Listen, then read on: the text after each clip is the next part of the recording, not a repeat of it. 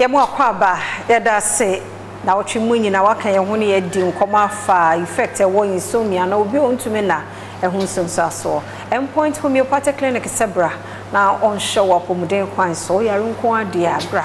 beso homeopathic kwan ne so na hwe is onu mo nra any side effect bia e wo ho bra benum bi me manum bia wo ha ya tum kakra dog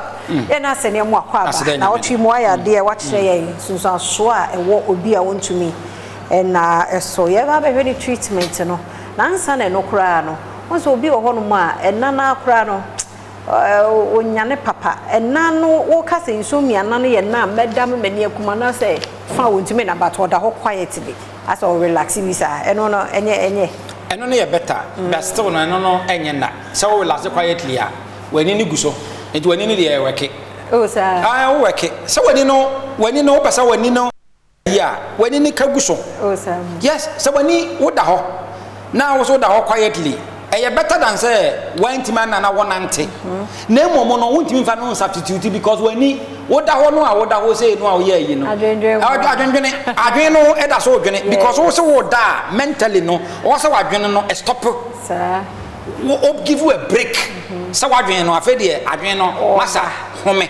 okay give you a break say wani no wono so enhome 6 to 8 hours waka wani aguso wada wadwen no a relax the whole nervous system no a relax wadwen we intestines kura no rest that time no enam say anadwo no nyina no wa fast because you can say fasting no anadwo no wunidi eti amaju emma woyamu no kura no we intestines no woyamu nyina no bo so bia ni age obi rest eti ase nikanika wan fa anya adwuma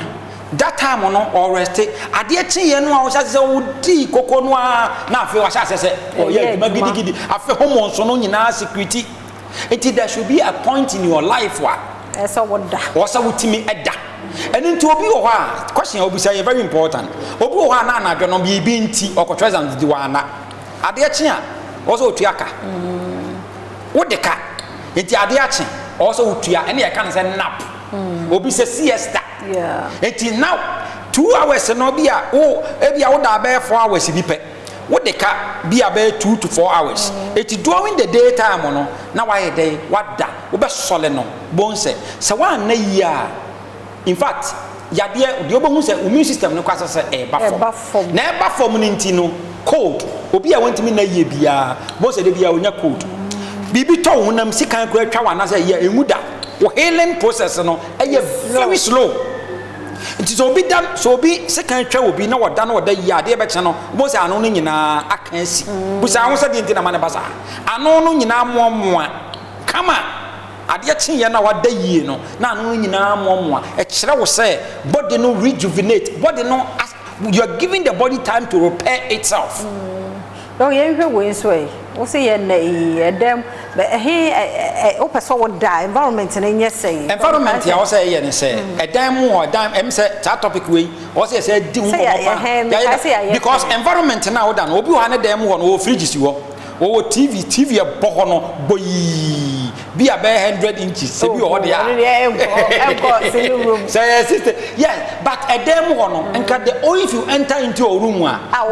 bedroom enka bed depend on what kesi wo okay se kesi ka wo bed depend and na wunya duru ho no all you can see is your bed na bed no wo dem wo no enka white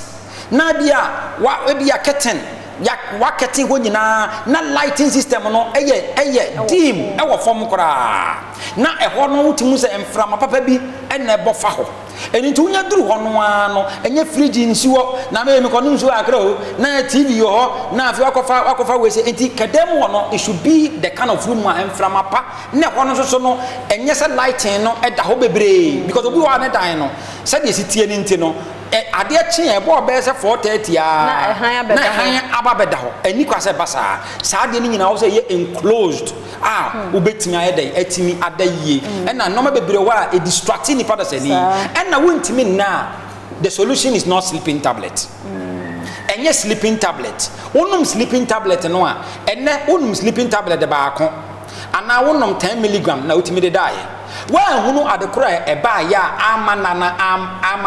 when the course of it ma ebedu mebonum 10 mg na emfa anybody no it is 20 mg now wonum 30 mg you are poisoning the body you are killing yourself eti homeopathy yes say wonum sleeping tablet edia it is a way of poisoning the body because body no ansansa no duru pempenso bia ya obibi e kan say body clock aye be kan say circadian any body clock no and into what wa woni watch kora no a time no so ye no a most when you say ekum what's the this idea no won hear time no so ye no a bon say na fe why slow body clock no kira wo say time na so because it say me say be 8 na madai me nam he kora na ebo 8 ya woni twa so na woni twa so sa ade chi a ebo be wo ye obi a wo so le be 5 and 4:30 ade chi a Ubo se time no so ye no a won kwa adwuma kra da won kwa adwuma kra won what say na de me mfa clock bia ansore ubo se time no so ye no a abro so 30 minutes na wani su eda ho body na sansa ne e wo clock se yade bia hayen a body clock no it works ema wutimi time no so a wutimi da na woda na wa na yi a unamdua no wo take and the betua sa aka 90 seconds treatment nti se wo treatment ni nyina no se be heard adekra e de yade ne baaye I am a wontimi na yenya hu sa ade ne e corrective wi a nipa da sani obeda na ho end point to me particularly yade bia ha bia